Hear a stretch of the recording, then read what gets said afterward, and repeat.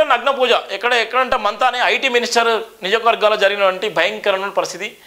IT minister నియోజకవర్గంలో ఇవాళ ఉన్నటువంటి పేద కుటుంబాన్ని ఆసరా చేసుకొని అక్కడ పనిచేసేటువంటి వార్డెను కొంతమంది మీరు భయంకరంగా మీరు ఆర్థికంగా ఎదుగుతారు, మీరు కోటీశ్వర్లు అవుతారు, మీ పేదరికం పోద్ది అని అక్కడ ఉన్నటువంటి ఒక మహిళలను తీసుకొచ్చి నగ్న పూజలు చేయించేటువంటి ప్రయత్నం చేసింది.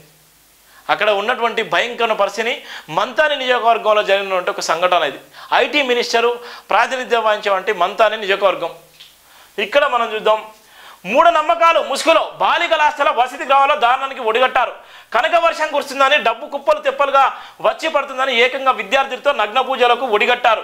హాస్టల్లో పని చేసే వంట మనిషి ఈ దారుణానికి పాల్పడడం ఇంకా విడ్డూరం. ఈ దారుణ ఘటన పెద్దపల్లి జిల్లా మంతాని పట్టణంలోని బాలికల వసతి గృహంలో సోమవారం రాత్రి చోటు చేసుకుంది. వివరాలకు వెళ్తే పెద్దపల్లి జిల్లా మంతాని పట్టణంలోని ప్రభుత్వ బాలికల వసతి గృహంలో పొరుగు జిల్లా చెందిన ఓ విద్యార్థిని తన సోదరుతో కలిసి ఉంటుంది. బాలిక తల్లులు పేదవారు కావడంతో ప్రభుత్వ హాస్టల్లో ఉంటూ అక్క చెల్లెళ్ళు చదువుకుంటున్నారు. వారి పేదరికాన్ని ఆసరాగా చేసుకొని హాస్టల్లో పనిచేసే ఓ వంట మనిషి దారుణానికి ఒడిగట్టింది. ఆ ఇద్దరు బాలికలను చేరదీసినట్టుగా నటిస్తూ పెద్ద కుట్రకు తెరదేసింది.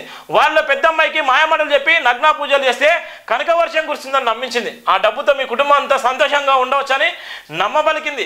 వంట మనిషి మాయమాటలు నమ్మిన బాలిక ఆమె చెప్పినట్లు చేయడానికి అంగీకరించింది.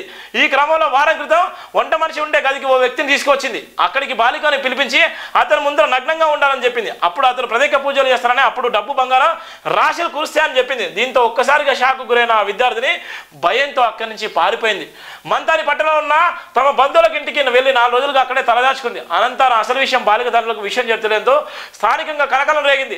బాలిక తల్లను కుటుంబ సభ్యులు బంధువులు హాస్టల్ వద్ద చేరుకొని సదరు వంట మనిషిని నిలదీశారు. దీంతో అక్కడ ఉద్రిక్త వాతావరణం నెలకొంది. సమాచారం అందుకున్న సిఐ రాజు, ఎస్ఐ రమేష్ ఘటన స్థలం చేరుకొని పరిస్థితిని సర్దుమరిగేలా చర్యలు చేపట్టారు. బాలికను ప్రలోభం పెట్టిన మహిళను అదుపులో తీసుకొని పోలీస్ స్టేషన్కు తరలించారు.